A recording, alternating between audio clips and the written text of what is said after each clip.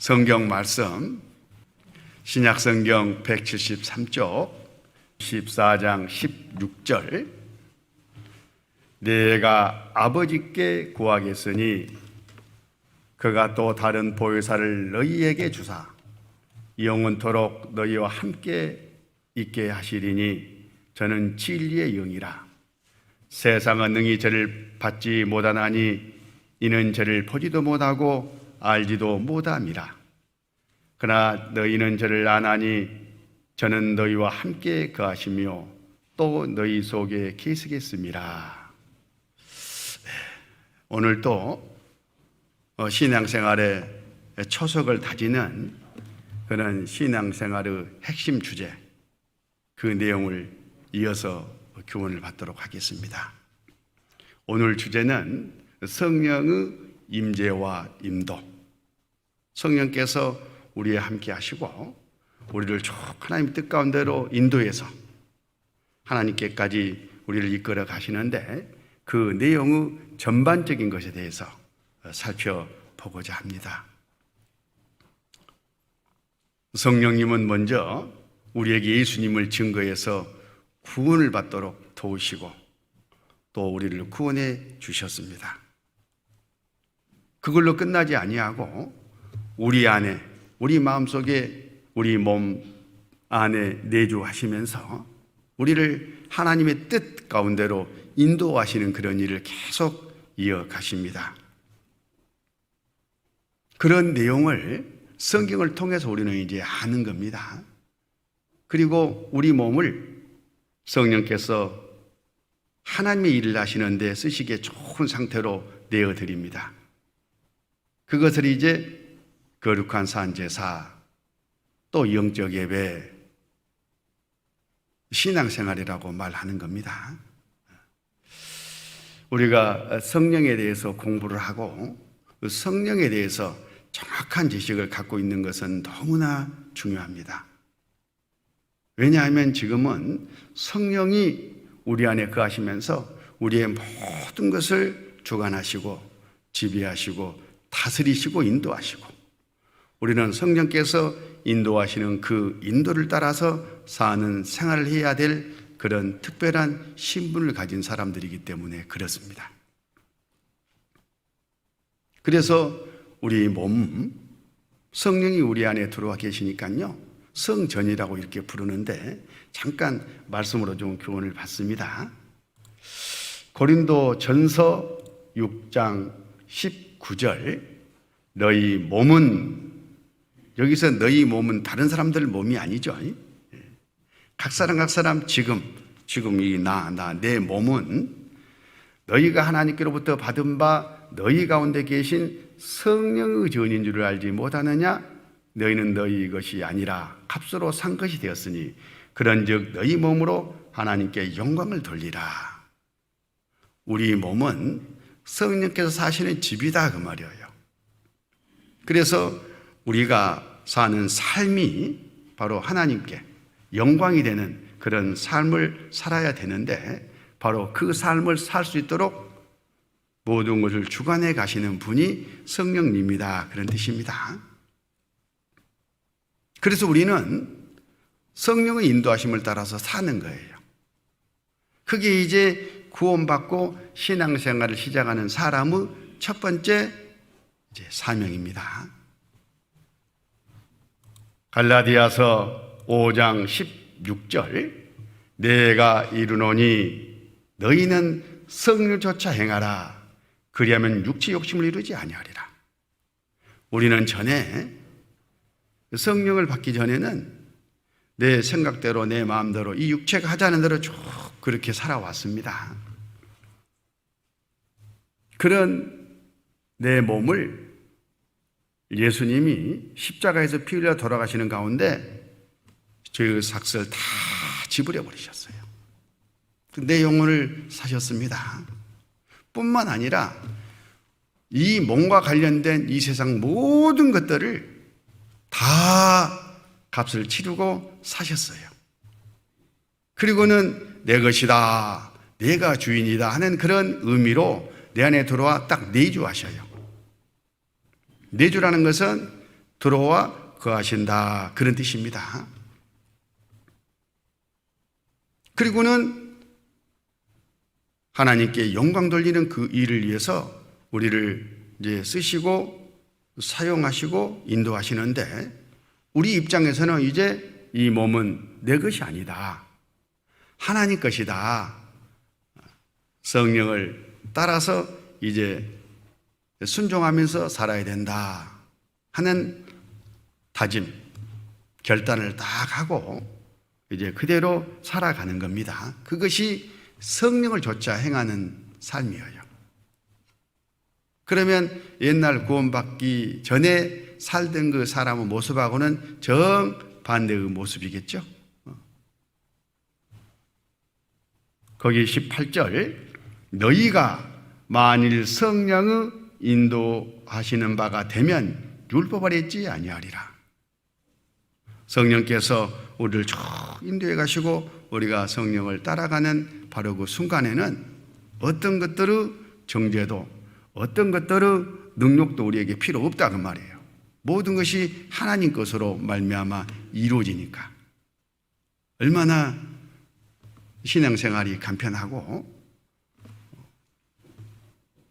스스로 뒤에 바람을 맞으면서 쫙 달려가는 그런 돛담배처럼 편안하게 타고만 있으면 다름질이 가지 않겠습니까?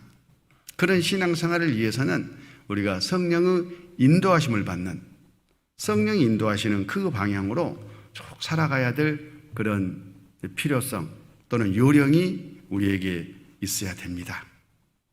오늘 이러한 이제 사전 그런 주제를 좀 생각하면서 성령에 대해서 좀 자세하게 종합적으로 간단하게나마 정리를 하도록 하겠습니다.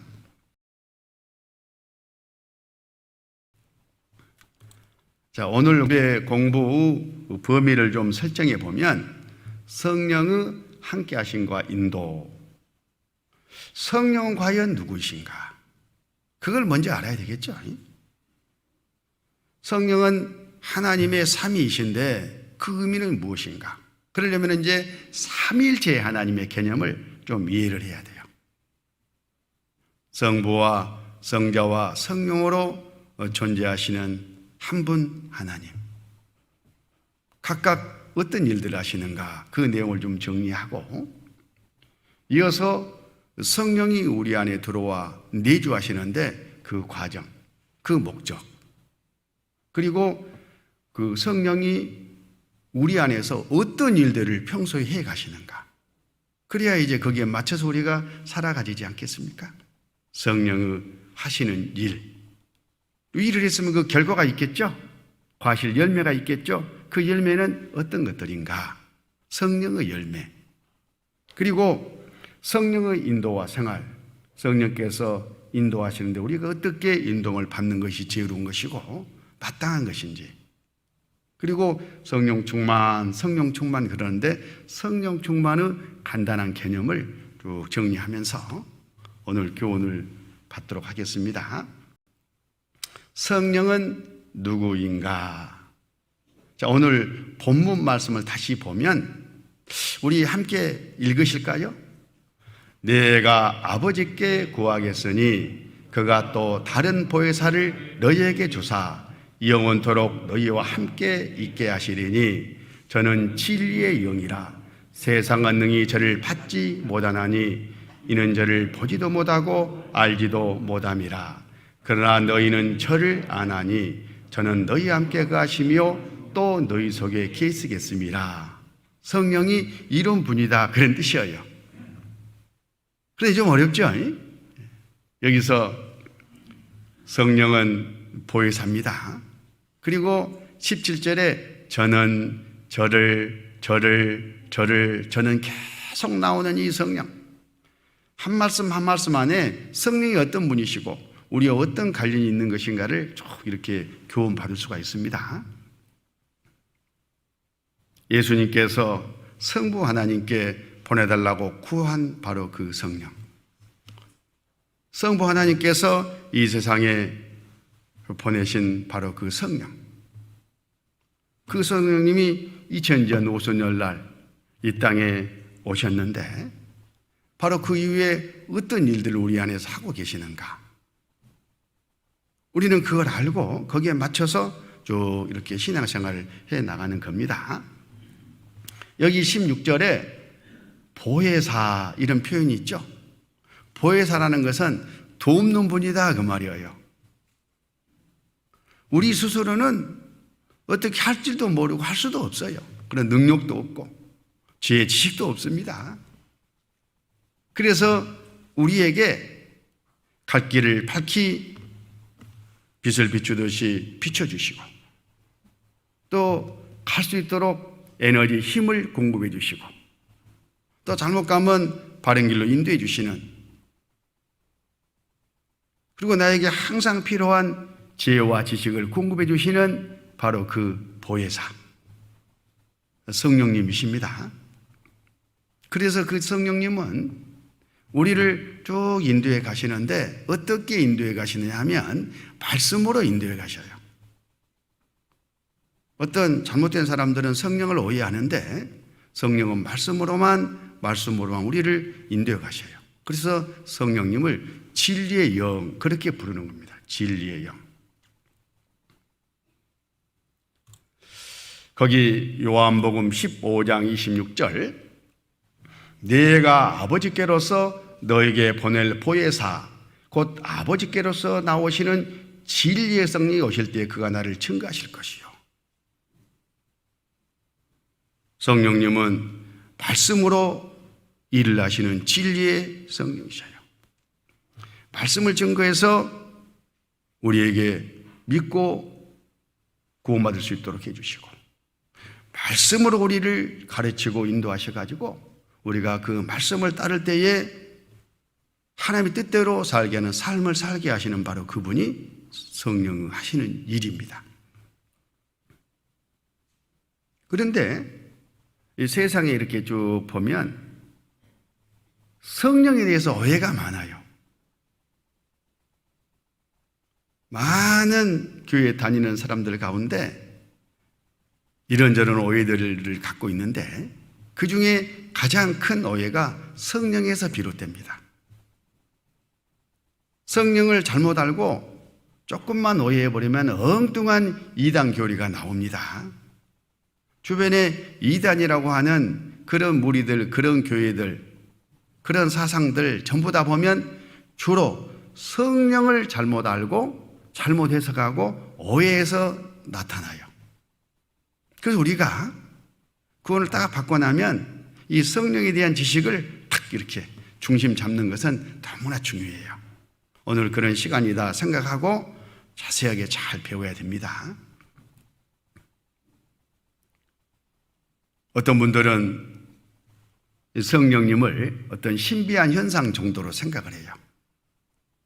그리고 지식적으로 그냥 알고만 있어요.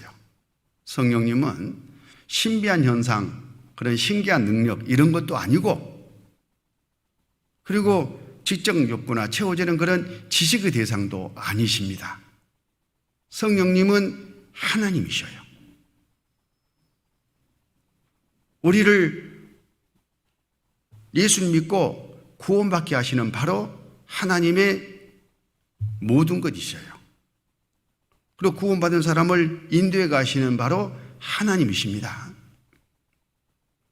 그 성령의 인격과 그 하시는 일을 알고 거기에 딱 보조를 맞춰서 우리가 신앙생활하는 것은 너무나 중요합니다. 그래서 이 성령님이 진리의 성령이라는 것, 말씀으로 모든 일을 하시는 진리의 성령이라는 것을 아는 것은 너무나 중요하고 여기 15장 26절에 진리의 성령이 오실 때에 그가 나를 증거하실 것이요. 성령이 하시는 일이지 않습니까? 성령이 오셔서 맨 처음 하시는 것이 뭐냐면 예수님을 증거해요. 그래서 우리 마음 가운데 예수님을 구주로 주님으로 믿도록 하시는 일을 하신다 그런 뜻입니다. 뭘로? 말씀으로. 진리의 성령이니까.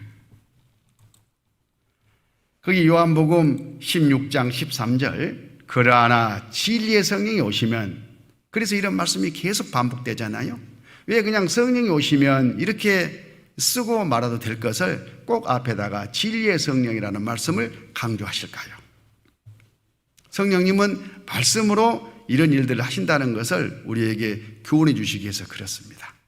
진리의 성령.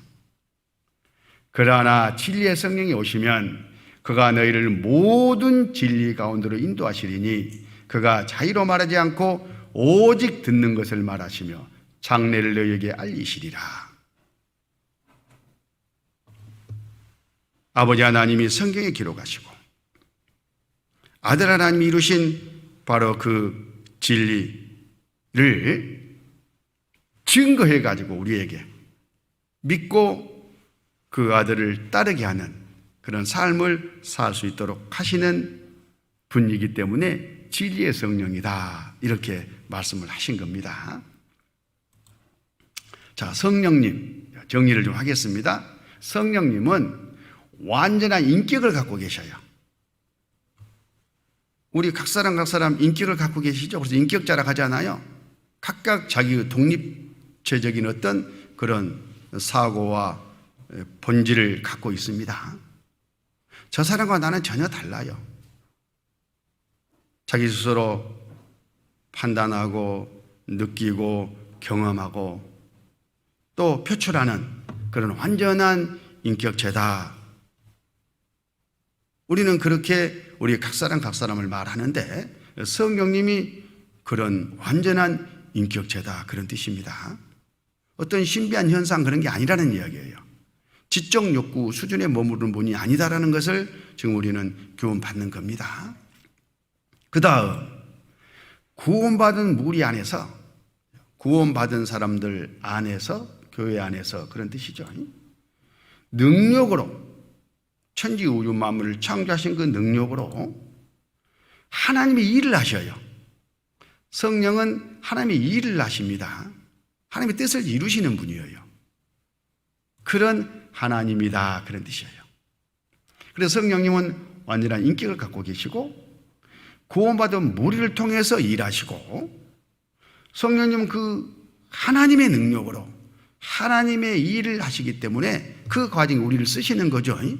그래서 우리가 성령의 능력을 공급받고 성령의 힘으로 봉사한다라고 말을 하는 겁니다. 이제 뒤에 그런 내용들을 자세하게 공부하게 될 텐데 우선 이 성령님은 이런 분이구나, 성령님은 최소한 하나님이시구나 라는 것을 마음에 딱 새기시기 바랍니다. 방금까지 설명드린 바로 그 내용이 하나님은 별도 인격을 가진 성부와 성자와 성령으로 존재하시는데 그 삼이다 하는 거였습니다. 그러려면은 이제 삼일체 하나님을 좀 이해를 해야 되는데 이게 좀 쉽지가 않죠. 삼일체 하나님, 이런 삼각형 가지고 성부와 성자와 성령 이 삼일체 하나님을 잠깐은 이해를 할 수 있어요. 단지 먼저 우리가 오해가 없어야 될 것이 피조물인 우리 인간의 지혜와 지식으로 하나님을 온전히 안다는 것은 불가능할 뿐 아니라 교만한 일입니다. 어떻게 지으신 분하고 지음받은 존재가 동일할 수 있겠어요? 지음받은 존재가 지으신 분이 생각이나 그 모든 것들을 다 이해할 수 있겠어요? 할 수 없다는 것에서 출발하는 거예요. 믿음으로 아 그렇구나 하고 받아들이고 믿음으로 이해를 하는 겁니다. 그러나 우리의 이제 상식 지식으로 이렇게 설명을 해볼 수 있다, 그런 뜻이에요. 어떻게 설명이 되느냐 하면 삼각형 이게 몇 개예요? 하나죠. 하나입니다. 하나. 삼각뿔을 생각해 보세요. 하나입니다. 하나인데 그 내용을 자세하게 보면 각각 꼭지점이 이렇게 달라요. 각도, 위치가 달라요. 또 변도 또 이렇게 달라요. 하나님도 마찬가지로 한 분 하나님이시와는 성부와 성자와 성령 이렇게 각각 인격이 다르고 위치가 다르고 하시는 일이 달라요. 그렇지만 또 자세히 보면 이 각도가 똑같습니다. 각이 똑같아요. 한 분 하나님이시기 때문에 속성이라든가 성품은 동일하다 그런 뜻이에요. 그래서 성부와 성자와 성령은 누가 높고 낮고 앞서고 뒤서고 그런 것이 아니라 똑같은 동등한 이치의 본체이셔요. 지금 제가 이렇게 말을 좀 추상적인 표현을 쓰면서 어렵게 했는데 진짜 조심스럽게 이 삼일체 하나님에 대해서는 좀 말씀을 하고 이해를 해야 되는데 자칫 말 한마디 잘못하면 이단이 돼버릴 수가 있어요. 그렇지만 또 이해가 좀 가시죠? 자, 이걸 이제 좀 설명을 해보면 삼각형을 삼위 하나님으로 비유를 해보자 그런 뜻이죠. 하나의 삼각형이죠. 하나님도 하나의 몸이에요. 본체는 하나다 그 말이죠. 다른 꼭지점이 있는 것처럼 별개의 위격과 인격을 갖고 계셔요. 성부와 성자와 성령이.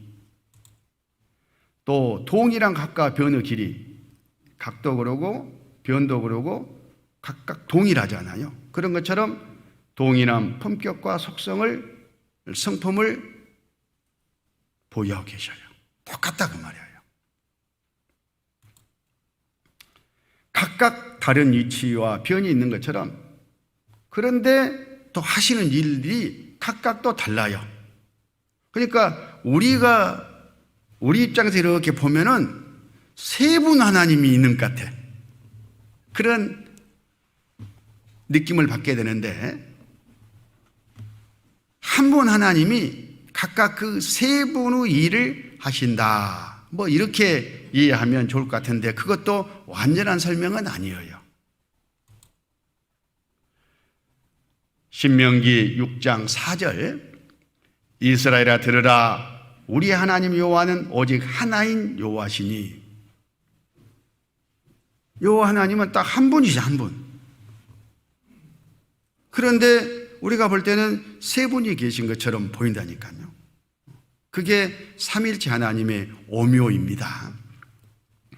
참고적으로 여기 오직 하나인 여호와시니 여기 하나 할 때 히브리어를 좀 살펴보면 똑같은 하나인데 복수를 지칭해서 하나라고 말한 경우가 있고 진짜 딱 하나 단수를 지칭해서 하나라고 말하는 경우가 있는데 히브리어는 단수형 하나는 야히드, 복수형 하나는 에야드 그렇게 이제 기록이 되어 있는데 여기 이 성경에는 이제 에야드 복수형 이 하나를 지금 말씀하시는 거거든요. 복수란 말은 성부와 성자와 성령이 함께 이제 하나를 이루고 있다 그런 의미로 말씀을 하셨던 겁니다. 3,500년 전에. 요한복음 15장 26절 아까 봤던 말씀을 보면 내가 아버지께로서 너에게 보낼 보혜사 곧 아버지께로서 나오시는 진리의 성령이 오실 때에 그가 나를 증거하실 것이요 아버지가 나오고 성령이 나오고 나 예수님이 나오잖아요. 이 세 분으로 지금 나오잖아요. 이게 바로 삼위일체 하나님의 개념이다 이렇게 좀 생각을 합니다. 예를 한번 들어볼까요?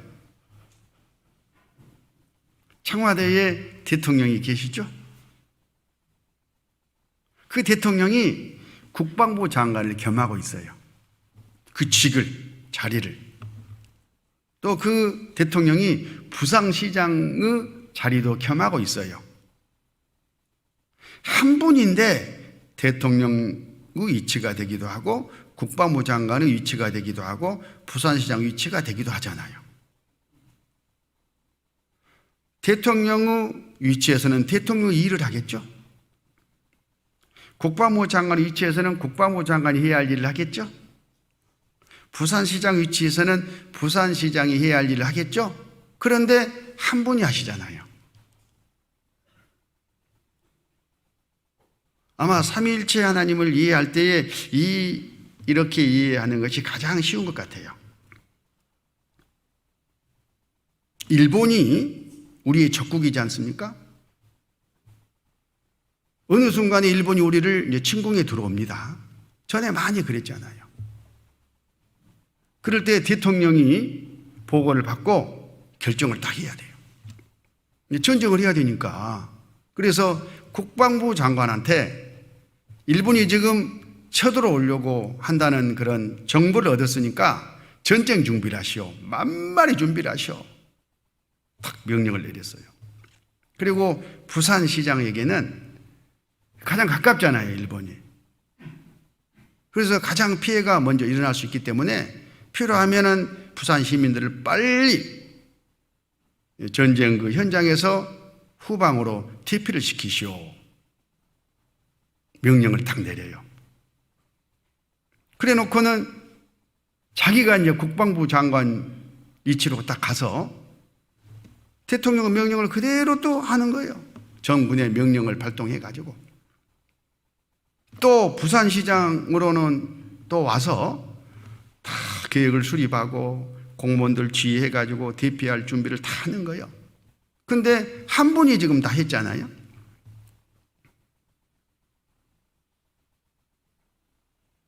그러는 것처럼 한 분 하나님이 성부가 하실 일을, 성자가 하실 일을, 성령이 하실 일을 다 각각 다른 인격을 가지고 다른 위치에서 각각 하나님의 일을 한다, 그런 뜻입니다. 아까 예를 보면 전쟁하는 그 일들을 국방부 장관으로서 해야 할 일을 하고 부산시장으로서 해야 할 일을 하고 대통령으로서 해야 할 일을 지금 했지 않습니까? 그게 바로 성부와 성자와 성령 하나님의 인격과 이치와 역할이에요. 그래서 세 위격으로 존재하신다, 이런 이제 전문적인 용어를 쓰는 겁니다. 성부 하나님은 아버지 위치니까 어떤 일을 계획하셔요. 우리 구원과 관련해서 설명을 해보면 우리를 선악과 따먹고 몽땅 마귀에게 떨어져서 모두 다 지옥 갈 것을 미리 아신 하나님이 아버지 입장에서 어떻게 저 영혼들을 죄사 갚아주고 구원해가지고 다시 천국에 올 수 있게 할까 하는 계획을 수립하셔요. 그것도 만세 전에 미리 아시니까. 그리고 이 성경에 말씀하셨어요. 그래서 구약 성경은 바로 성부 하나님의 말씀인 겁니다. 그러면 이제 그 말씀대로 이루어야 되잖아요. 세상 죄인 구원한 일을 실제 해야 되잖아요. 근데 천국법이 죄의 삭선 사망이요 피 흘림이 없은즉 사함이 없느니라, 이렇게 되어 있기 때문에 법대로 또 구원을 해야 되니까 그 법대로 구원할 분이 계셔야 되잖아요. 하나님 한 분밖에 없죠. 그래서 하나님 이 세상에 죄사 갚아주러 오셨는데 그분이 예수님이고, 그 예수님을 하나님의 아들, 그 성자라고 그렇게 부르는 거예요. 그래서 성자 하나님은 아버지 하나님이 미리 계획하신 그 일을, 또 성경에 약속하신 그 일을 직접 이 세상에 오셔서 이루시는 분이에요. 약속을. 우리 지읒삭설 다 갚아주고 믿기만 하면 천국 올 수 있도록 다 이루셨어요. 누가? 예수님, 성자 하나님이. 그런데 거기까지만 딱 하고 끝나버리면은 우리하고는 아무 상관이 없습니다. 우리가 그걸 어떻게 할 거요? 그걸 이제 가르쳐가지고 깨닫게 해가지고 믿게 해주실 분이 계셔야 되잖아요. 그분이 성령 하나님이셔요. 아버지 하나님이 계획하시고 아들 하나님이 이미 이루신 영혼 구원하는 그 일을 성경에 기록하게 하신 분이 성령님이시고, 또 이렇게 가르치고 배우는 그 과정에 성경을 열어가지고, 마음을 열어가지고 그 진리를 깨닫게 하시는 분이 성령님이셔요. 그래서 진리의 성령이라고 하신 겁니다. 우리는 이 성령의 가르침을 받고, 오, 그러네? 하고 믿었어요. 우리를 믿게 하신 분이 성령님이다, 그런 뜻입니다. 그리고 그 믿은 사람들을, 구원받은 사람들을 한 무리로 이렇게 만들어요. 성령님이 그렇게 하신 거예요, 말씀으로. 그래서 우리는 모여서 몸된 교회를 이루고 있잖아요. 그 안에 성령님이 딱 또 계셔요.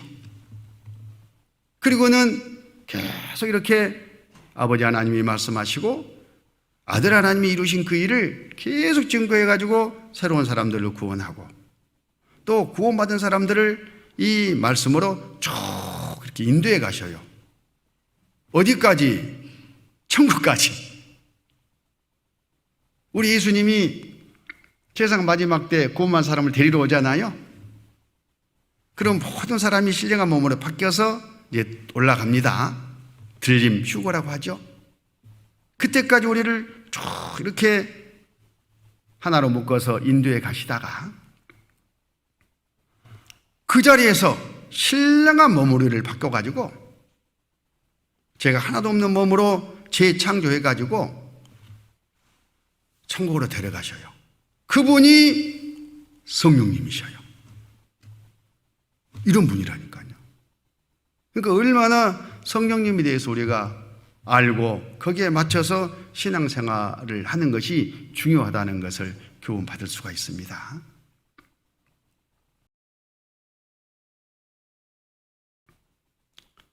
바로 우리가 복음의 말씀을 듣고 믿을 때에 그 성령님이 우리 각 사람 마음 가운데 들어오셨어요.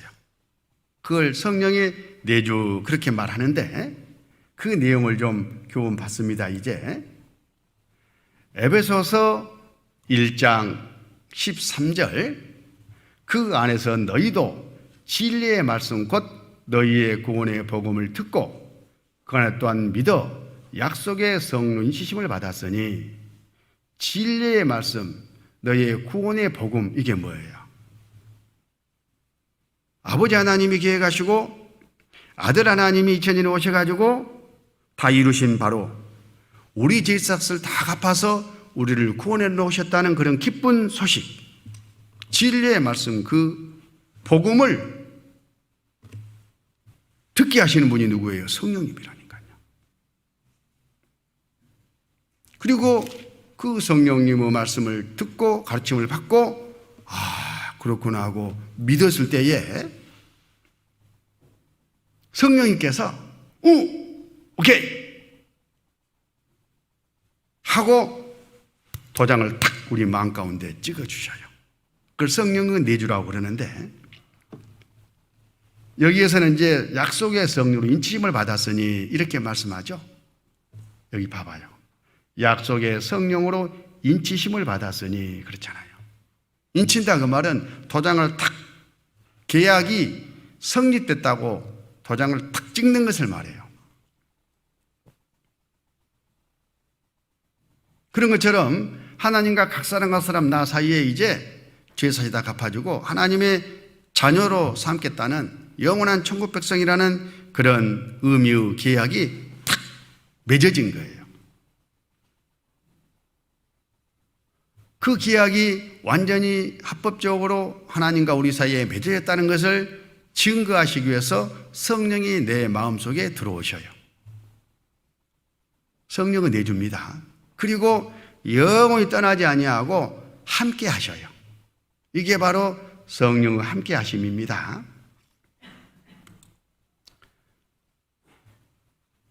고린도전서 6장 19절 20절 먼저 봤던 그 말씀인데요. 그래서 이런 말씀을 하시는 겁니다. 같이 한번 읽으실까요? 너희 몸은 너희가 하나님께로부터 받은 바 너희 가운데 계신 성령의 전인 줄을 알지 못하느냐?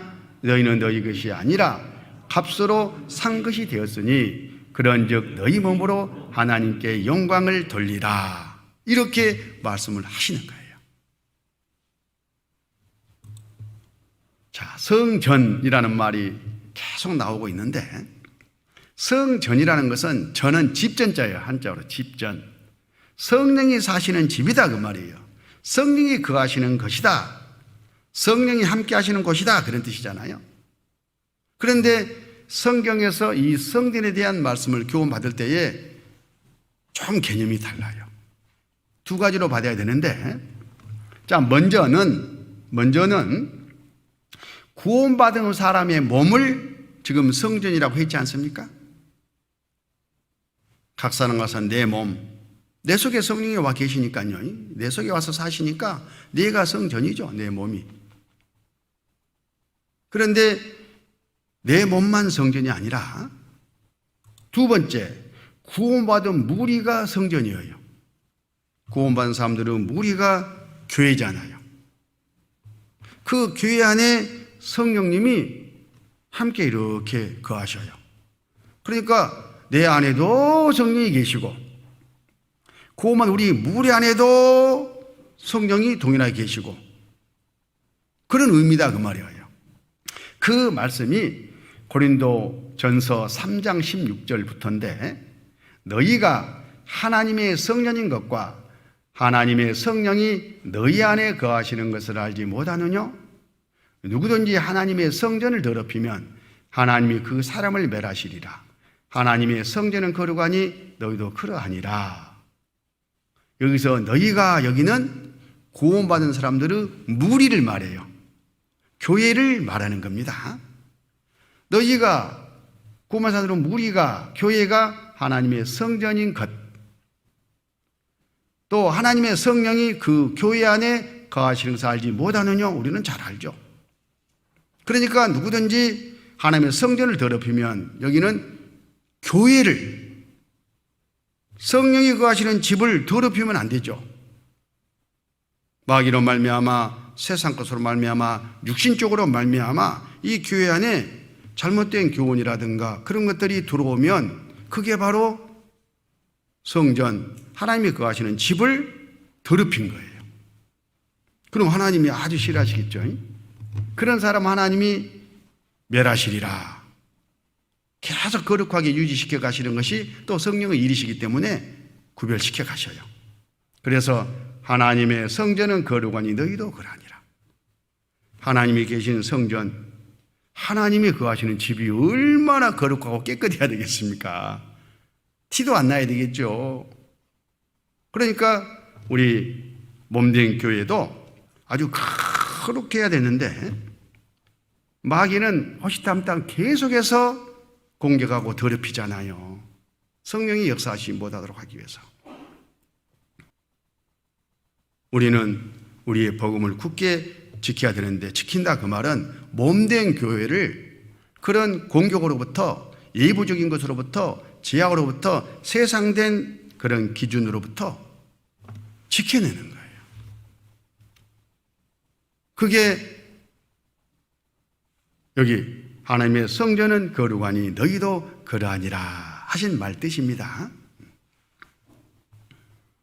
어찌됐든 간에 성전은 내 몸도 성전이고 몸된 교회도 성전이라는 것을 딱 이렇게 이제 생각을 하는 겁니다.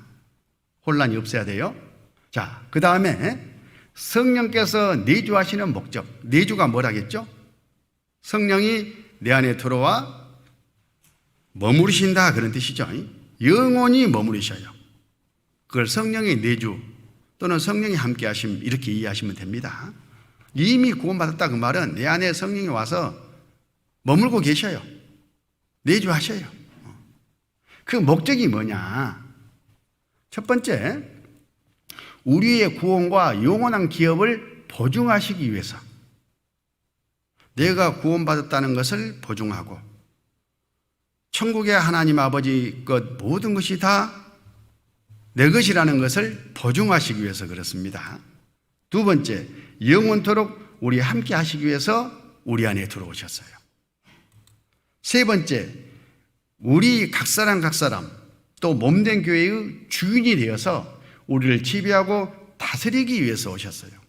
모든 것은 주인 마음대로잖아요. 주인 소유잖아요. 그러니까 주인이 지배하고 다스리는 것은 지극히 당연하죠. 그 일을 감당하러 삼위일체 하나님 가운데 성령님이 우리 안에 들어와 계신다, 그런 뜻입니다. 그 다음에 구원받은 사람을 하나님 뜻대로 인도하기 위해서, 하나님의 사람이니까 하나님이 우리를 책임지고 인도해 가시죠. 누가? 성령이 그 일을 감당하신다, 그런 뜻이에요.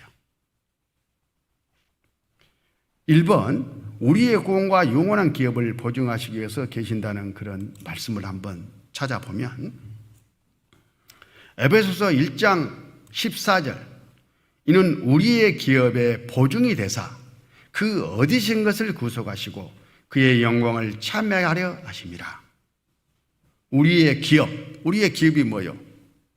아버지 것이 내 것이고 내 것이 아버지 것이고, 아버지가 나에게 성경에 약속하신 모든 것들이 우리의 기업이잖아요. 우리는 상속자니까. 그것을 딱 보증해줘, 보증. 우리가 어떻게 할 거요? 나중에 돈을 뺏어가버리면 어떻게 돼? 아니야. 어떤 계약을 체결하고 변호사 사무실에 가서 공증을 받잖아요. 왜 그때요? 보증 때문에 그래요. 또 계약을 체결할 때에 옆에 능력 있는 이 사람이 이행을 하지 못했을 때에 대신 이행할 수 있는 그런 보증인을 세우잖아요. 바로 이 성령님이 그 보증을 하기 위해서 내 안에 계셔요.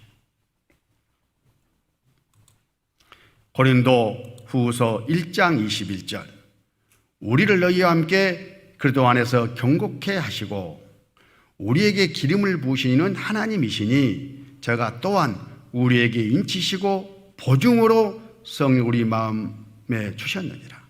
성령을 우리 마음에 주셨어요. 성령이 우리 안에 와 내주하셔요. 무엇으로? 보증으로.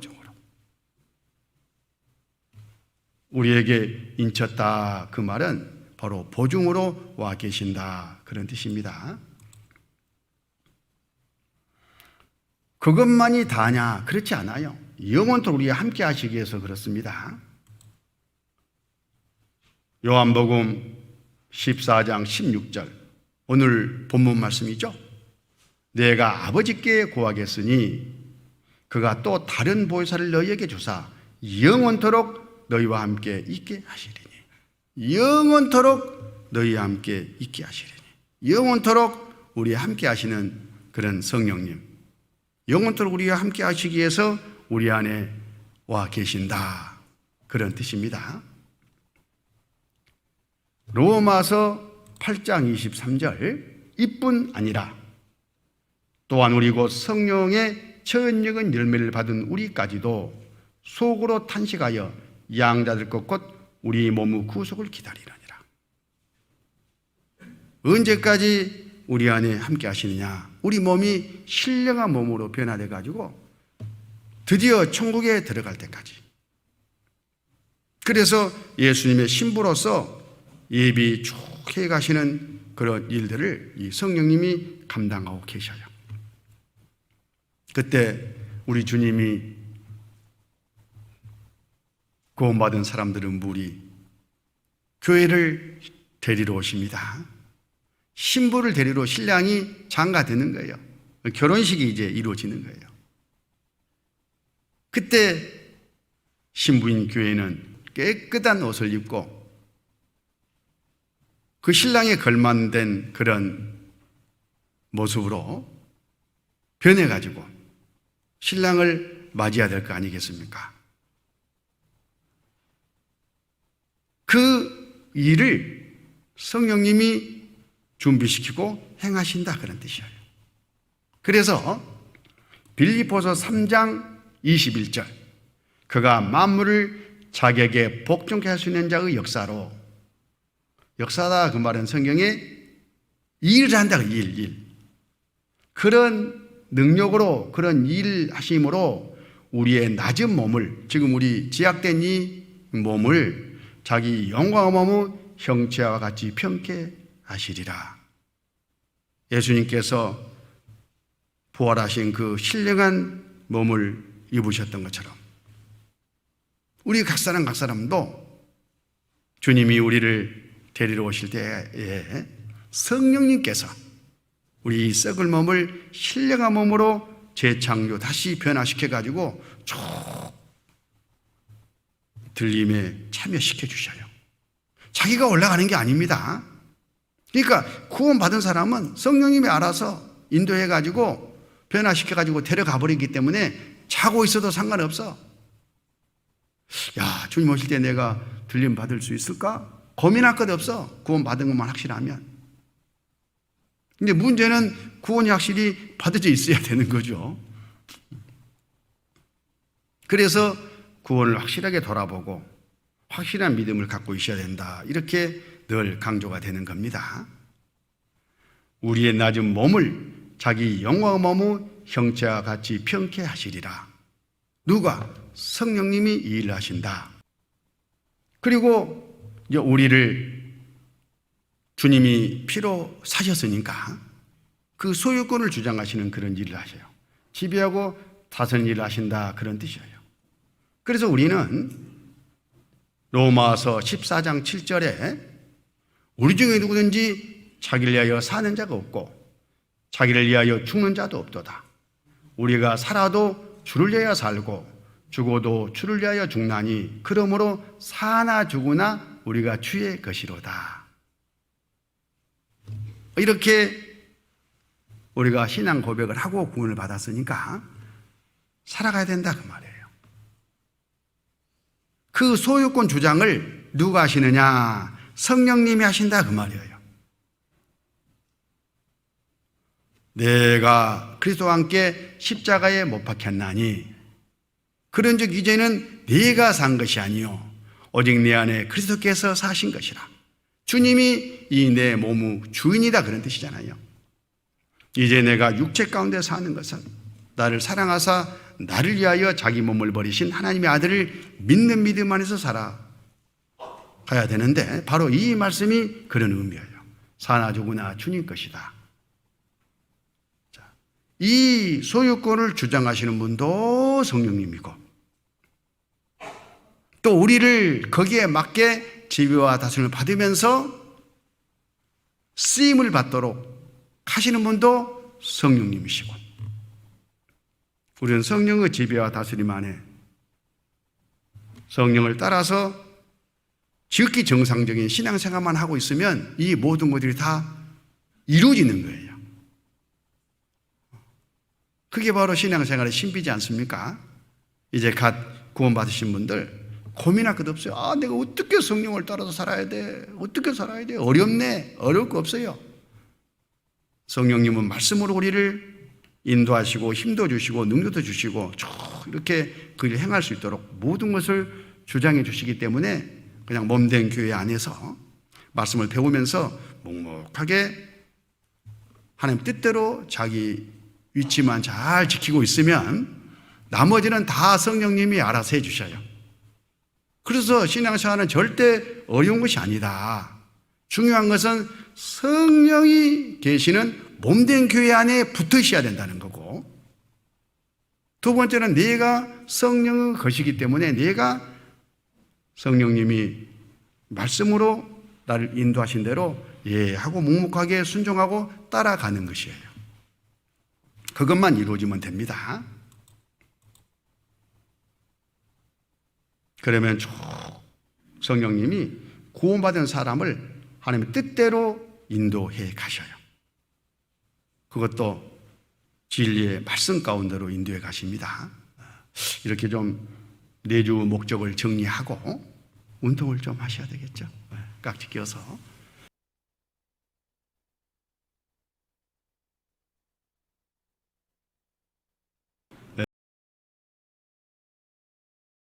성경 말씀을 한 대목 직접 찾습니다. 성경 말씀 고린도 전서 2장 신약 성경 265쪽 고린도 전서 2장 13절입니다. 우리가 이것을 말하거니와 사람의 지의 가르친 말로 아니하고 오직 성령의 가르치신 것으로 하니 신령한 일은 신령한 것으로 분별하느니라. 육에 속한 사람은 하나님의 성령의 일을 받지 아니하나니 저희에게는 미련하게 보이며 또 깨닫지도 못하나니 이런 일은 영적으로라야 분변함이니라. 자, 성령으로 말미암지 않고는 성경 말씀을 절대 하나님 말씀, 하나님 뜻 그대로 깨달을 수 없다는 것을 말씀하시는 거예요. 우리가 성경을 깨닫고 구원받은 것도, 구원받고 신앙생활을 해나가는 그 모든 것도 다 누가? 성령께서 이 성경 말씀을 가르쳐 깨닫게 해주셨기 때문에 가능했던 것입니다. 그래서 이제 성령이 어떤 일들을 우리 안에서 하시는가, 그걸 좀 교훈을 받도록 하겠습니다. 성령의 사역과 증거, 성령이 하시는 일. 성령께서 하시는 일을 종합적으로 좀 정리를 해보면, 우선 성령은 진리를 증거해가지고 우리를 진리 가운데 인도해서 깨닫게 하시는 일을 하십니다. 그래서 진리의 영이라고 그러는 거예요. 그 다음에 은혜의 영, 우리에게 하나님의 사랑을 깨닫게 하고 하나님의 모든 은혜를 우리에게 공급하고 누리고 살게 하시는 분이 성령님이셔요. 그래서 은혜의 성령, 또 거룩한 성령, 하나님은 거룩하시잖아요. 그래서 우리를 거룩한 그런 상태로 계속 보존해 가시는 바로 그 일을 하시는 거룩한 성령. 양자의 영, 우리는 하나님 앞에 원수였습니다. 그런 사람들이 성령을 받고 하나님께 나가서 하나님의 자녀가 됐어요. 하나님의 새로운 아들이 됐잖아요. 바로 그 일 가운데로 인도해가지고 양자라는 인을 쳐주는 그 일을 성령님이 하셔요. 그래서 양자의 영, 아들의 영, 그렇게 부르는 겁니다. 성경 읽다 보면 이런 용어들이 쭉 이렇게 자주 등장하죠. 그러면 이런 이제 지식을 가지고, 아, 그런 의미지. 각 사람 나에게 그런 교훈을 적용할 수 있어야 된다라는 것을 지금 말씀드리는 겁니다. 먼저 이 진리의 영에 대해서 교훈을 받습니다. 오늘 진리의 영에 대한 말씀을 계속 배우네요. 그만큼 중요하다는 이야기예요. 성경에 그만큼 많이 기록됐다는 뜻이죠. 요한복음 15장 26절, 내가 아버지께로서 너희에게 보낼 보혜사 곧 아버지께로서 나오시는 진리의 성령이 오실 때에 그가 나를 증거하실 것이요.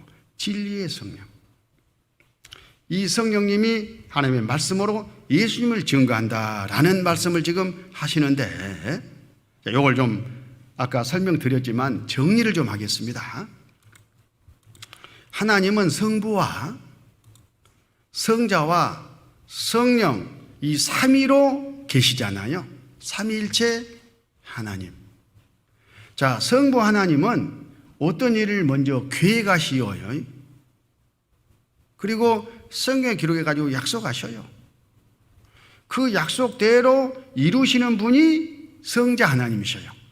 예수님이 제사 갚아서 구원해 주겠다는 하나님의 약속을 이루러 이 세상에 사람으로 오셨잖아요.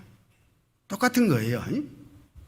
그러면 아버지 하나님이 계획하시고 아들 하나님이 이루신 바로 그 일을 우리 각 사람에게 가르쳐 가지고 믿게 하셔요. 믿으려면은 증거를 해줘야 되잖아요. 우리의 마음을 열어서 아, 그렇구나 하고 받아들이게 하는 그런 일을 성령님이 하셔요. 그때에 우리 각 사람이 아, 그렇구나 하고 하나님의 사랑을 깨닫고 하나님의 은혜를 깨닫고 또 그 이치를 깨닫고 받아들이면, 믿으면 바로 그 일이 성령이 하시는 일이고 아버지가 계획하시고 아들이 이루신 이 모든 것들이 각 사람 내 것이 되는 거예요. 우리의 구원이 그렇게 해서 이루어진 겁니다. 이 과정을 통해서. 그래서 구원을 받으려면 성령이 역사하시는 몸된 교회에서 이 구원을 얻을 수 있는 말씀을 들어야 돼요. 배워야 되는 겁니다. 그때 성령님께서 이 말씀을 깨닫도록 도와주셔요. 그러면 각 사람은 그 말씀을 듣고 마음 문을 열어야 되겠죠. 받아들여야 돼요. 억지로 믿게 하시는 분은 아니니까. 믿을 수 있도록 얼마든지 증거를 해주셔요. 내 마음, 말씀 듣는 사람의 마음만 정말 진리를 찾는 마음으로 딱 나왔으면 누구나 다 깨닫고 믿어서 영생 얻을 수 있도록 그렇게 해 주셔요. 그 하나님의 능력은 천지 우주 만물을 창조하신 능력이기 때문에 이루지 못할 일이 없습니다. 그러나 자유의지를 침해하면서까지 강제로 하시지는 않기 때문에 구원받고 천국 가느냐 못 하느냐는 누구에게 달려 있어요? 하나님의 능력이 잘못돼서가 아니라 말씀 듣는 사람은 그 순간 선택 마음의 결정에 따라서 그 운명이 영원히 가려지는 거예요. 그래서 우리는 계속 말씀을 듣게 하는 목적이 뭡니까? 그 마음을 바꾸려고 그런 거잖아요. 마음을 간다, 마음밭을 일군다, 다 그런 표현들이에요. 그 일을 누가 하시느냐? 성령께서 말씀으로 하시는 거예요. 그러니까 말씀 듣고도 구원받지 못하신 분들이 계시잖아요. 그러면 계속 말씀을 드려야 된다 하는 말이 바로 그 말이에요. 성령께서 계속해서 증거를 해 주시니까 이제 내 마음만 바꾸면 되니까 그 마음이 극적으로 바꿔질 때까지 계속 말씀을 듣게 하고 또 듣는 거예요. 혹시나 구원은 받았다고 하면서 마음 가운데 확신이 없는 분들, 진짜 내가 구원받았을까 하고 의문이 가신 분들 걱정할 것 없어요. 성령께서 이 말씀을 증거해 주시는 곳에 와서 이 말씀을 쭉 이렇게 배워가는 거예요. 특히 전도집회 말씀을 또 듣고 하는 겁니다. 그러면 다 받아요. 100%. 누가 그 일을 하니까? 각 사람 내가 그 일을 한다면은 이거 내가 할 수 있을까? 진짜 갈 수 있을까? 이렇게 되겠죠. 근데 그 일을 누가 하신다고요? 성령이 하시기 때문에 걱정할 것 없어. 십자가에 못 박혀 저고통받고 죽어주시기까지 하신 주님의 영, 성령님이 나를 얼마나 구원받았으면 좋겠다 하는 그런 소원을 갖고 계실 거 아니겠어요? 그렇게 나를 사랑하셔요. 그분이 지금 가르쳐가지고 내 마음을 열어가지고 믿게 해서 천국 데려가시려고 지금 이 일을 하고 계시는데 뭐가 부족하겠어요? 문제는 자기 마음이 문제지. 그래서 또 듣고 해가지고 증거를 받는 겁니다. 그러면 깨달아 믿어지는 것은 자동적으로 믿어지는 거예요. 누가? 성령이 그 일을 하시기 때문에. 자, 뭘 그러면 성령이 증거하시느냐? 예수님과 그 하신 일을 증거해요. 구원과 관련돼서 지금 말씀드립니다. 예수님이 이 세상에 오셔서 우리 죄사 갚아주고 우리를 구원하신 일을 증거하셔요. 우리는 그 말씀을 듣고 믿으면 영생 얻는 거잖아요. 그렇게 하신 목적이 뭐냐? 예수님의 영광을 나타내기 위해서. 사실은 구원받은 사람들, 우리 교회 예수님의 신부잖아요. 그 신부를 예배하는 일을 사실은 성령이 하시는 거거든요. 그러려면은 예수님이 얼마나 좋으신 분인지, 우리에게 감사하고 절대적인 분인지를 자꾸 증명해가지고 예수님을 높이고 그쪽으로 우리 마음을 이끌어가는 그런 일을 하셔야 되는데 그 일을 하신다 그런 뜻이에요. 예수님의 신부를 예배하시는 일을 하십니다.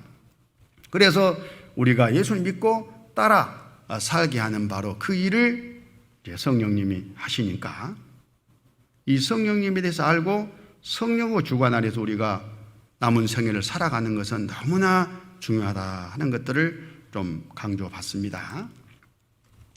고린도 전서 2장 13절, 아까 먼저 읽었던 말씀, 우리가 이것을 말하거니와 사람의 지혜에 가르친 말로 아니하고 오직 성령의 가르치신 것으로 하니, 성령의 가르치신 것이죠. 신령한 일은 신령한 것으로 분별하느니라. 육에 속한 사람은 하나님의 성령을 받지 아니하나니 저희에게는 미련하게 보임이요 또 깨닫지도 못하나니 이런 일은 영적으로라야 분별함이니라. 성령의 가르치심이 없이는 절대 깨달을 수 없다 하는 것을 지금 말씀하시는 겁니다. 바로 진리의 성령이 하시는 일이에요. 그 다음에 이제 은혜의 성령. 히브리서 10장 29절. 하물며 하나님의 아들을 밟고 자기를 거룩하게 한 언약의 피를 부정한 것으로 여기고 은혜의 성령을 욕되게 하는 자의 당대받을 형벌이 얼마나 더 중하겠느냐 너희는 생각하라. 은혜의 성령 이런 말씀이 나오죠. 우리가 복음의 말씀을 들을 때에 성령으로 말미암아 우리 마음 가운데 하나님의 사랑이 부어지잖아요. 그래서 우리는 그 사랑을 가지고 피차 뜨겁게 형제 자매들 간에 교제하면서 사랑을 나눌 수가 있게 됐어요. 누가 중심에서 그 일을 하시느냐? 성령님이 그 일을 하신다. 그 성령님의 그 일을 은혜의 성령이라고 우리는 부르는 거예요. 고린도전서 2장 10절. 오직 하나님의 성령으로 이것을 우리에게 보이셨으니 성령은 모든 것 곧 하나님의 깊은 것이라도 통달하시느니라. 사람의 사정을 사람 속에 있는 영 외에 누가 알리요? 이와 같이 하나님의 사정도 하나님의 영 외에는 아무도 알지 못하느니라. 우리가 세상 영을 받지 아니하고 오직 하나님께로 온 영을 받았으니 이는 우리로 하여금 하나님께서 우리에게 은혜로 주신 것들을 알게 하려 하심이라. 은혜로 주신 것들을 알게 하신다. 누가? 성령님이. 그래서 은혜의 성령이다 이렇게 말씀을 하는 겁니다. 그 다음에 성령님은 거룩한 영이셔요. 로마서 1장 4절. 성결의 영으로는 죽은 가운데서 부활하여 능력으로 하나님의 아들로 인정되셨으니 곧 우리 주 예수 그리스도시니라. 십자가에 못 박혀 돌아가셨던 바로 그 예수님. 하루 이틀 사흘 후에 다시 살아나셨잖아요. 그 살아나시는 과정에 누가 능력으로 역사하셨느냐? 성결의 영, 거룩한 성령님께서 역사하셨다. 그 말씀을 지금 하고 계시는 거예요. 베드로전서 1장 2절. 곧 하나님 아버지의 미리 하심을 따라 성령의 거룩하게 하심으로 순종함과 예수 그리스도의 피 뿌림을 얻게 하여 택하심을 입은 자들에게 편지하노니 은혜와 평강이 너희에게 더욱 많을지어다. 성령의 거룩하게 하심. 사실 우리 제사 갚은 것을 믿게 해가지고 구원받게 하는 것도 성령의 거룩하게 하심의 한 일환이었습니다. 그래서 우리가 깨끗하게 제사를 받았잖아요. 또 신앙생활 가운데서도 이 몸 안에 죄가 그대로 존재하고 세상 가운데 제약된 것들, 마귀의 풍속들이 얼마나 많아요. 바다 위에 배가 떠 있는 것처럼 잠깐 구별돼서 우리가 살아가는 것이지 주변은 녹록지 않습니다. 그것에 대해서 우리를 구별시켜 주셔요. 거룩이다 그 말은 더러운 것에서 특별히 구별시켜 놓은 것을 말해요. 나중에 또 공부할 기회가 있을 겁니다. 바로 성령이 우리 안에서 행하시는 바로 일이 구별시키는 일. 더러운 것에서 우리를 별도로 구별시켜가지고 거룩한 채로 유지시키는 그런 일들을 계속해 나가셔요. 그런데 우리 각 사람은 가까이 몸속 제약된 기질부터 시작해서 그 안에 풍덩 빠져 있는 거나 마찬가지예요. 그래서 계속 들어오죠. 계속해서 성령님이 우리 양심에다가 죄 들어왔다.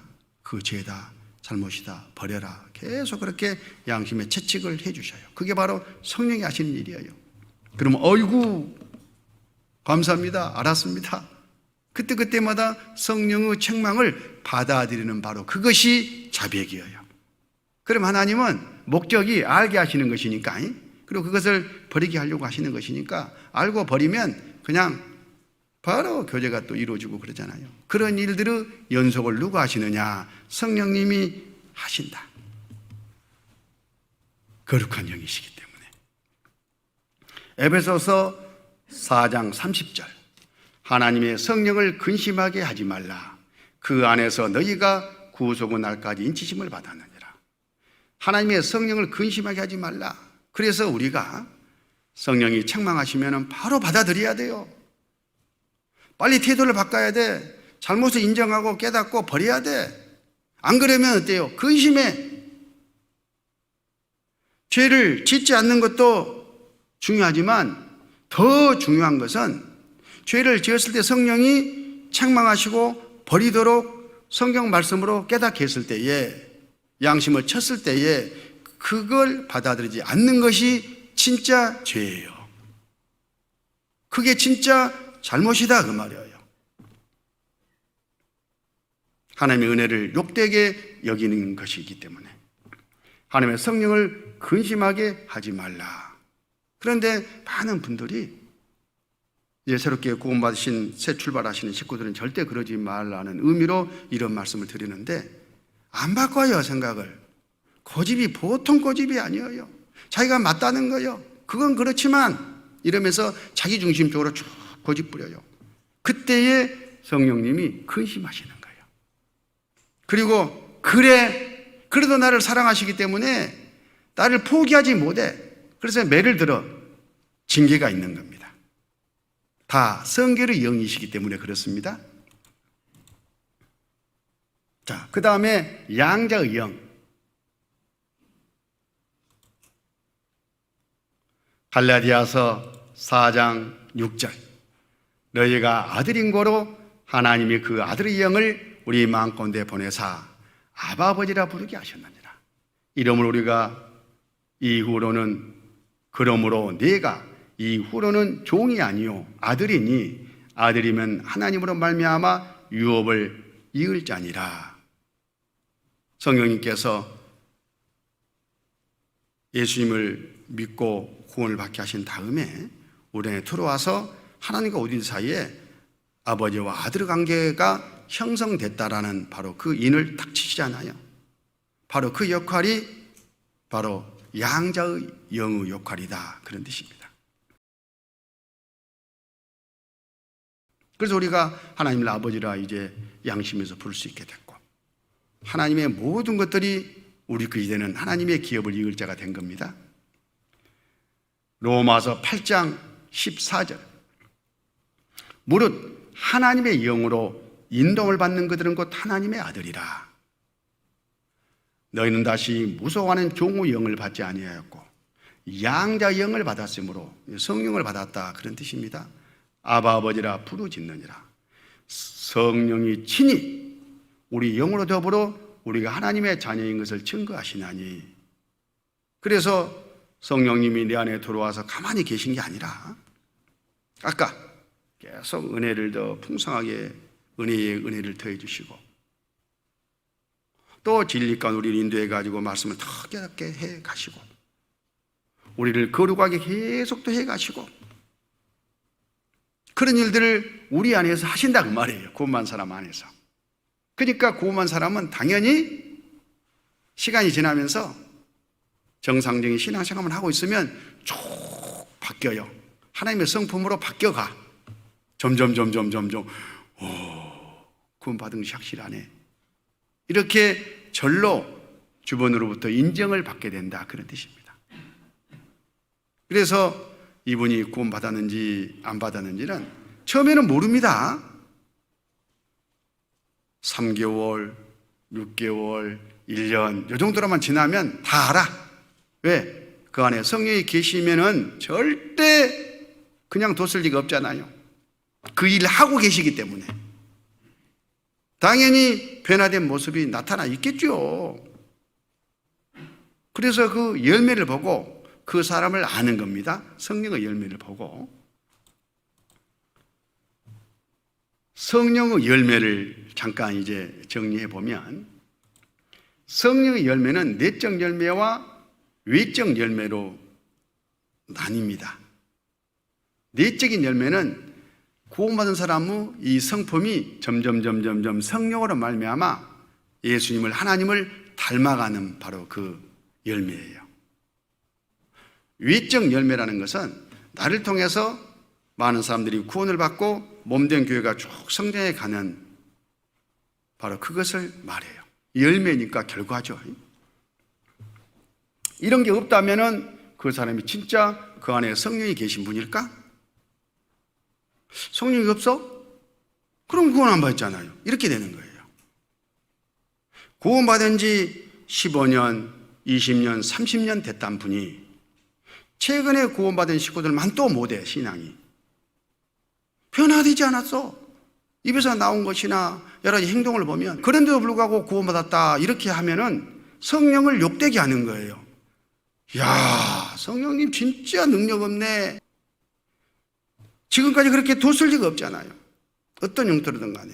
그런데 여전히 옛날이나 지금이나 똑같다. 그 말은 그 안에 성령이 계시지 않는다.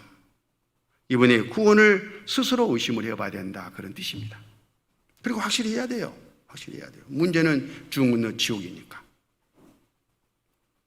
그래서 내적 열매는 어떤 것들이냐? 갈라디아서 5장 22절. 오직 성령의 열매는 사랑과 희락과 화평과 오래 참음과 자비와 양성과 충성과 온유와 절제니 이 같은 것을 금지할 법이 없느니라. 성령의 열매가 나오죠. 사랑, 희락, 화평, 오래 참음, 자비, 양성, 충성, 온유, 절제 9가지예요. 이게 자동적으로 맺히게 돼 있다. 그 말이에요. 성령이 맺혀주시니까. 그런데 구원받은 지 오래된데도 불구하고 이런 게 안 보여. 오히려 거꾸로요. 그러면 성령이 무능해서 그러냐? 아니잖아요. 이 말씀, 이 같은 것을 금지할 법이 없느니라. 이 같은 것을 금지할 힘이 없느니라. 이렇게 구원받으면 돼요. 성령이 그 사람을 통해서 맺히고 계시기 때문에 어떤 능력, 그 무엇으로라도 이걸 막을 수가 없다 그 말이에요. 성령이 진짜 계신다면. 물론 직기 정상적인 몸된 교회 안에서 성령의 역사 안에서 신앙생활을 한다는 전제 조건입니다. 그래서 교회도 오래 다니고 봉사도 하고 직분도 가지고 나름대로는 산다고 사신 분들이 실제 신앙적으로는 변화가 없다면은 이거 심각하다고 생각해야 됩니다. 그 다음에 외적인 열매. 요한복음 15장 8절. 너희가 과실을 많이 맺으면 내 아버지께서 영광을 받으실 것이요 너희가 내 제자가 되리라. 포도나무에 가지가 붙어 있습니다. 그럼 가지에 많은 열매가 맺히잖아요. 물론 여기에 외적 열매, 내적 열매 다 포함된 이 말씀이지만 바로 나를 통해서 새롭게 구원받은 그런 열매, 몸된 교회가 성장해 가는데 내가 귀하게 쓰임을 받는 그런 가지로서 역할을 잘 감당할 수 있도록 그 가지를 통해서 또 이런 몸된 교회가 성장하는 그런 일을 하신다 그런 뜻이에요. 누가? 성령님께서. 그래서 성령의 열매는 내적 열매, 외적 열매가 있다고 생각하면서 그 사람을 통해서 얼마나 많은 영혼들이 구원을 받아져 가는지, 또 그 교회를, 또 그 구역을 통해서 얼마나 많은 사람들이 하나님 말씀 앞에 나와서 구원을 받아 가는지, 요걸 이제 보는 거예요. 외적 열매. 성령이 역사하신다 안 하신다. 왜 안 하실까? 뭔가 이제 문제가 있어서 못 하시는 거죠. 또 내적 열매, 그 구원받은 사람의 그런 성품이 하나님의 성품으로 쭉 바뀌어 가잖아요. 성령의 9가지 그 열매가 점점 하루아침에 맺히는 거 아닙니다. 점점 이렇게 맺혀가요. 변화와 함께.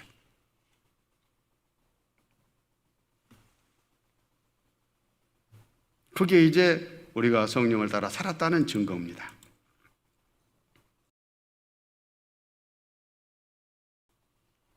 그 다음에 어떻게 그러면 성령의 인도함을 우리가 받아야 될까? 우리를 인도하시는 성령, 구약시대 이스라엘 인도하신 성령, 구약시대에도 성령님께서 역사하셨습니다. 근데 신약시대와는 좀 달라요. 필요할 때 오셔서 역사하시고 또 그 능력을 거둬가시고 그렇게 하셨는데, 이스라엘이 출애굽을 해가지고 광야 40년을 쭉 거쳐가지고 가나안 땅에 들어가잖아요. 그 과정에 성령님께서 낮에는 구름 기둥으로 밤에는 불 기둥으로 이스라엘을 보호하시면서 쭉 인도해 가셨어요.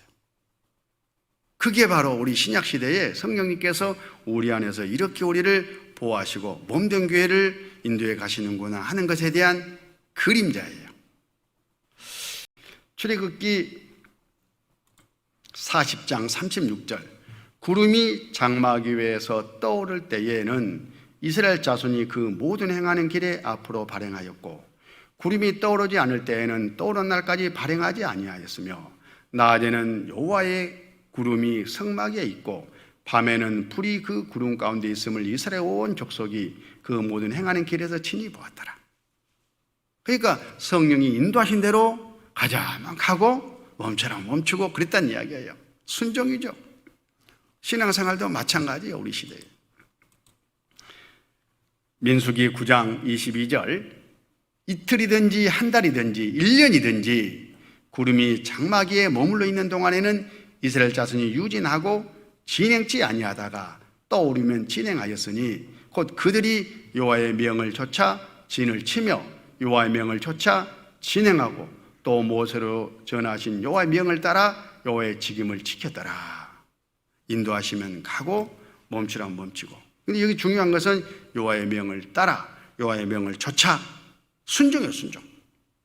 그래서 성령의 말씀으로 우리 신약시대에 인도에 가실 때에 우리는 묵묵하게 성령을 기대고 말씀에 순종하는 그런 태도와 자세를 가지고 살아가야 된다는 것을 교훈을 받는 겁니다.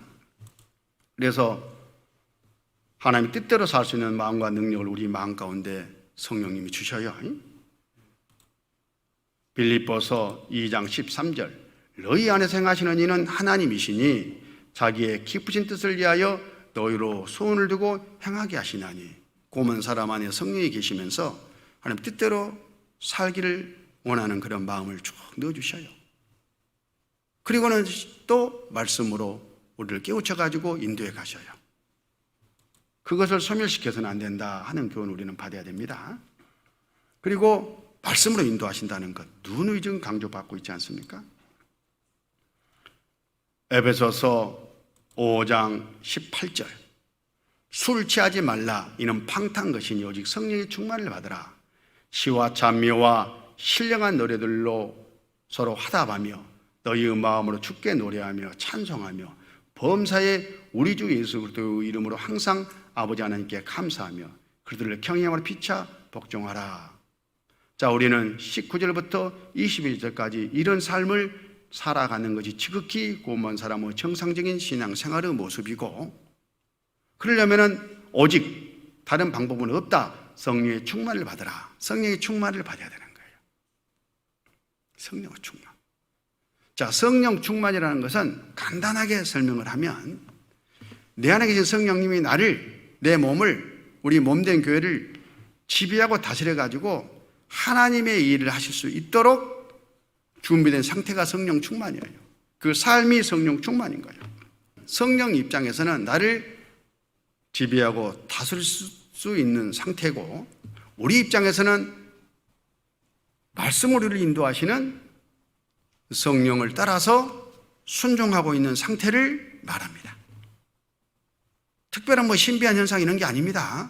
지극히 정상적인 신앙생활이잖아요. 그래서 성령 충만을 받으려면 내 신앙이 딱 거기에 맞춰져 있어야 되는데, 첫 번째, 성령이 함께 하시는 몸된 교회에 뿌리를 내리고 있어야 돼요. 교제죠. 또 자기를 부인하고 주님을 쫓아가야 돼요. 또 말씀으로 인도하시기 때문에 말씀이 풍성하게 내 안에 거해야 돼요. 이걸 지금 공부하려면 오늘 하루 다 걸립니다. 그래서 성령을 주주로 해가지고 지금 아마 19번까지인가 이 공부가 쭉 돼 왔어요. 이 다음부터 이제 쭉 이어서 가겠지만은 이 성령에 대한 공부를 별도로 다 이제 전에 녹화해가지고 다 이제 올려드릴 테니까 그걸 가지고 성령 충만에 대해서 더 자세하게 공부를 하셔야 됩니다. 요한복음 15장 7절 8절 같이 읽습니다. 너희가 내 안에 거하고 내 말이 너희 안에 거하면 무엇이든지 원하는 대로 구하라. 그리하면 이루리라. 너희가 과실을 많이 맺으면 내 아버지께서 영광을 받으실 것이요 너희가 내 제자가 되리라. 거하면 구하라. 그리하면 이루리라. 성령이 이루시겠다는 약속이시니까 성령 충만을 받는 조건이 이 안에 있으니까 이 내용은 이제 다음에 또 별도 주제로 공부를 해 나가기로 하고, 오늘 신앙생활의 핵심 주제에 속한 이 성령 임재와 인도하심에 대해서는 이 정도로 정리하겠습니다. 잠깐 기도하겠습니다. 아버지 하나님 감사합니다. 저희들 구원해 주시고 또 말씀을 가르쳐 올바른 신앙생활 가운데로 인도해 주신 것을 참으로 감사합니다.